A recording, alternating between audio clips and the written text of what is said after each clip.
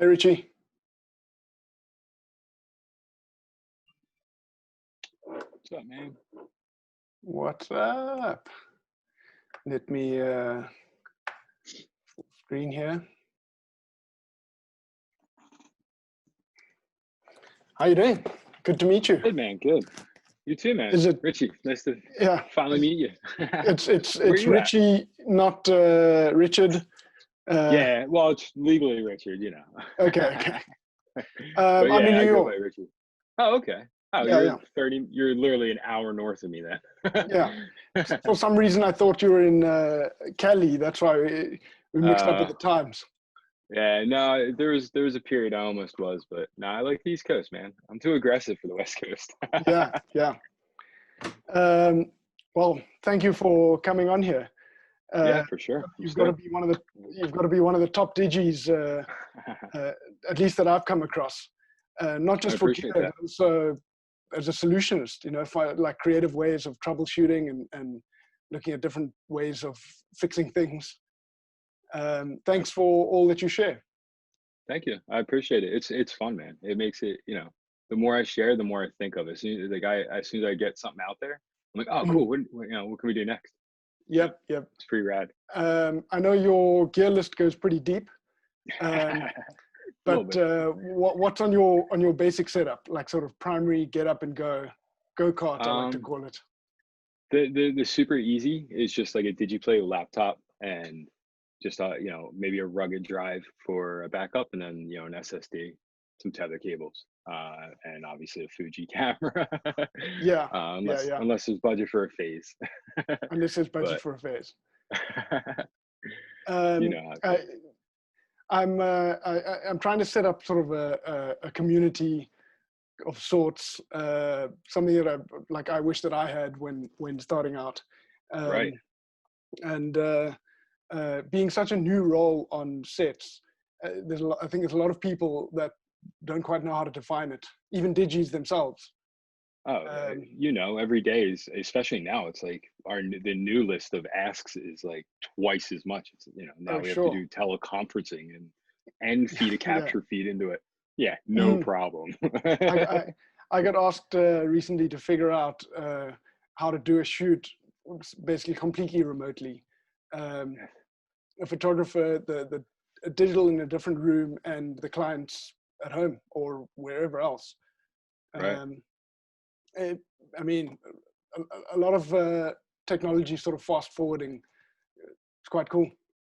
It is. I mean, it's, it's like being able to do the completely remote thing going back like 30 years ago, or 20 years ago when when I started out, we were loading film backs like that. Like if you said like, 20 years, digital will come around, you'll be able to shoot from, we can have an art director in San Diego, a client in New York. The model is hosting her own camera shoot in Tennessee, being controlled by a photographer in Colorado. And there's an art director in Vancouver calling the shots. Yep. I'd be like, no, you're crazy. You're gonna connect the camera to a computer? Get out of here. This is AOL days, I wonder where this leads us in the next couple of years. Right.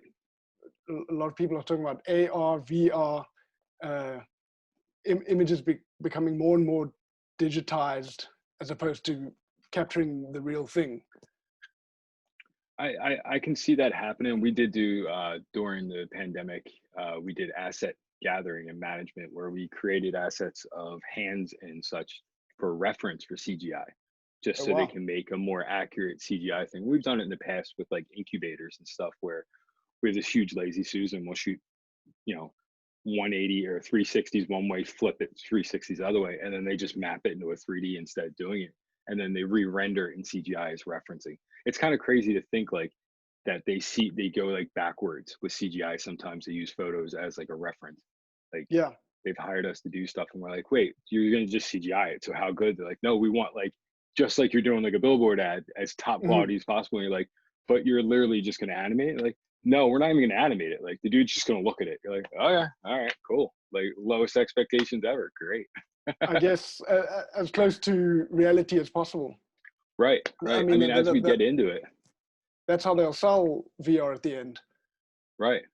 We did Um, do years ago. I did my buddy Sean did a bunch with Corey Rich and Nikon for the Nikon VR camera, and that to watch that whole production is so neat to see like how you actually make the VR.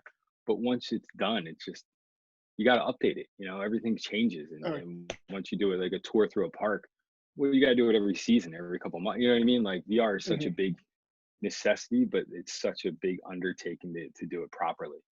mhm. Uh, in terms of tech or anything making a set sort of more efficient, what are you paying attention to at the moment? Everything as little wire and as little reliance on power outside of myself is my biggest thing. Um, Utilizing every kind of wireless solution I can find that's stable, but isn't just singular. You know what I mean? Like I like things that Yeah. can do multiple things. Like if I Mhm. bought an Atomos, you know, most people look at it like, oh, it's a recorder. Like no, to me that's like a mini video village. You know, I can put SDIs and stuff. You know, I need every tool to be at least 5 things to make it worthwhile to keep. So like Yeah. I just invested in a bunch of Hollylands. I bought 4 of those kits, and I have so many ideas I'm gonna do because we now are expected to keep everybody away, but we also need to Mhm. provide a lot of monitors and not want to really sacrifice our capture abilities. I mean, Yeah. you know better, you know, as soon as you plug 2 ISOs into your laptop, Yeah. dude, capture like, I mean, Yeah. we're there to capture the picture, not just display it. So it's like, Yes. you know, I'm old And enough and then I've, when the image comes up on a certain monitor 1 second quicker than another oh, one, cool. everybody goes to that one. Right, Yeah. right. Or, you know, the color's a little off and then there's that conversation. Well, why does it look better on your monitor? And it's like, oh, Yeah. come on, get out of here. You know, like, Yeah. Yeah. you know, so the uniformity of having now all this wireless stuff. I looked at Teradek and I looked at, you know, it's going to cost me like 12 grand to build a Teradek kit. And I was like, I'm not going to get the ROI on this. So not for a Yeah. bit. So you know, we're really putting a lot into battery operated stuff that's long running batteries, not just Mhm. like location battery stuff that I can plug a monitor and a laptop into, or you know, if we need to run a hairdresser or whatever, a generator. Yeah. Yeah, it's about hands off as much as possible right now. Saw you on a webinar sort of thing a couple of weeks ago, talking about AirDirect, Yeah. wireless tethering. You know, like I mean, it's existed for quite a while in different forms. It's never been good, um, or you know, at least not yet. It's definitely the thing to be to look at. How far away do it's you coming think? here. How far away do you think before it's close to instant? That's such a rough question because I mean, I feel like if they go to Bluetooth, you get that instantaneous, you get that low power draw, and Mhm. but you lose range, right? So like Yep. it's got to go over Wi-Fi.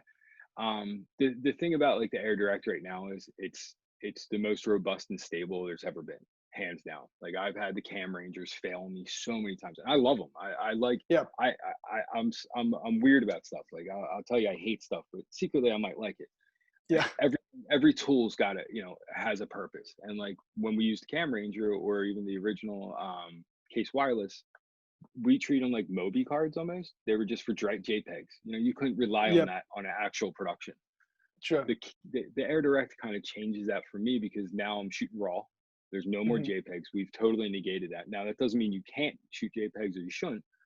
To me, if a raw doesn't come, it's worthless because I don't want the raw to get corrupted writing the card or anything like that. You Yeah. know, Yep. and, Yep. and that's you know a big concern now with SD cards and nutcases not formatting them or there's little pins breaking. You know, CF cards to me were always so much more secure because of the pins. You knew like if it was gonna be messed up, it's gonna be messed up. If not, it's great. Yeah. Yeah. But back to And sorry. usually it was great. Yeah, exactly. But the air direct, it's got. I think once they can rein in the governor. So I mean, to me, I look at it like there's almost like a governor on it, so you can't lose data. So there's a guaranteed handshake happening. Sure. It's 6 seconds right now, and that's you know 4 to 6 seconds is now, like 5 years ago, it'd be like, whatever. It's like Lightroom, like no big deal. That's how long it used to take to tether. Yeah. Now, like it's less than 2 seconds per capture. And if you Yeah. hear 12 frames go off, like 8 seconds later, all 12 frames should be in the like showing up. Like, not like, so like we're only on frame 2, so that's there's the drawback, but we've used it on a couple of jobs where the photographers actually liked it more because it made them refine their craft. Less of like spray and pray, like more of let me look for my shot, depending. If in a studio for food shoots, it's amazing. Having a camera hung with the live view wireless and instant, that's awesome, because if you need to make any adjustments, that's also not high speed, so that's okay. The I'd like to get you back on sometime in the next couple of weeks. We have a cool sort of open forum chat about things. I mostly just want to get what is on your cart. I'm taking a sort of a poll, and I'll put it all together and say all the top DGs what are they using. So just sort of a final thought. We talked about it on our chat. There's a lot of gear that costs a lot more for that last little bit of goodness. Like a tripod could cost double just to save another pound of weight from your kit. I call it the last 1%. What's been an indispensable find that you can't live without, regardless of the cost? A lot of people say RoboCup. If you looked at, they're everywhere. I am very blessed that he is taking such good care of me. Years ago when we started, I was like, hey man, I'll take a couple, and he's like, I'll make, he just starts sending me like boxes, and I give them away now. I love them. RoboCup would be that's definitely on the top of my list. I'm actually not gonna lie. On my very first Digi job, green, I knew nothing, and I did the cardinal sin. I put a coffee cup on the digital cart, and the photographer was a good friend of mine who got me on the job. Came up and was like, just so you know, that's a fireable offense. That's the last time that ever happens. And now I'm super pedantic. Yeah. Touching the display. Me and George Brooks years ago. Touching the display. Yeah, totally. Yeah. We were joking. I love George. He was gonna get fingers and hang them around his monitors. Like the fingers from like a Halloween store. I'm like, oh my god, we should totally do that, because like he's hilarious about it. He has like, don't touch my effing monitors all over the place. Mine say please, or a little soft, but he's a legend. I love that dude. I'm gonna like. It's crazy. I'm gonna just say my cart. I especially now more than ever, I can't live without that thing. Like I have a Voyager 36.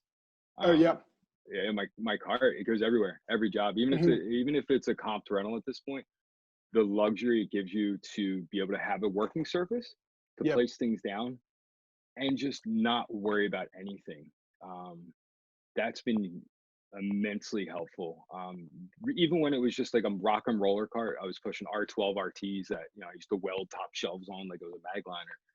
A cart has always been, no matter what the cost or where we're going, the first thing I always think of, because you got to move gear. I'm getting old, man. I'm not trying to carry rollers through the desert. With all your 3D printing, it goes onto the cart, so that gives you all the other functionality. Yeah, we get, this is probably, I'm sure every tech will tell you now, this is the standard. So like, like any of that stuff, that's huge. Like that's probably my number 2 right now, will be a 3D printer. I think a lot of techs in the next year are going to start stepping up with them. Between me and Lamone, I mean, he's in England, he's just crushing it. He makes the most beautiful, refined, polished stuff. But yeah, I'd say the cart, and then a 3D printer and a RoboCup. I could go anywhere. 3D printing is still a subject I've got to get onto. It's high on my wish list. In New York, it's tough to get that kind of space though. So it's like there are workshops you can go to, but I just gotta figure that out. A lot of cool jump ideas. On the turnpike, come down whenever. Yeah. You're more than welcome to check it out. Actually, we should definitely make that a reality. Dude, let's do it. I'm always down for that. Any kind of stuff where we can grow as a community and exchange ideas and Hmm. learn from each other in any capacity I'm into. You know, even if it's just Amazing. sitting around throwing cables at the wall and saying, you know, what's going to happen. That didn't work. Yeah, exactly. Exactly. Yeah. Cool. Thanks, Richie. We'll be in touch, and we'll have another cool discussion. Maybe I'll take some offline questions and get people to pick your brain. Yeah, man, anytime. Oh, totally down. I appreciate what you're doing, and I think it's awesome. I really do. Thanks for Thanks, starting the Richie. conversation and getting the public involved. This is awesome. I've been sitting on it for way too long. Dude, trust me, I know. I've tried a couple thousand times to do it, and then all of a sudden you get, you know, work comes up. It's like, Totally. I'd rather lay on the Yeah. couch than do that. Cool. Thanks, Richie. Thank you, man. Let me get a. Catch you again soon. Yeah, gotta get a gram real quick. Yeah. Dude, this is epic. Thank you so much. Cool. So fun. All right, man. Have a great day.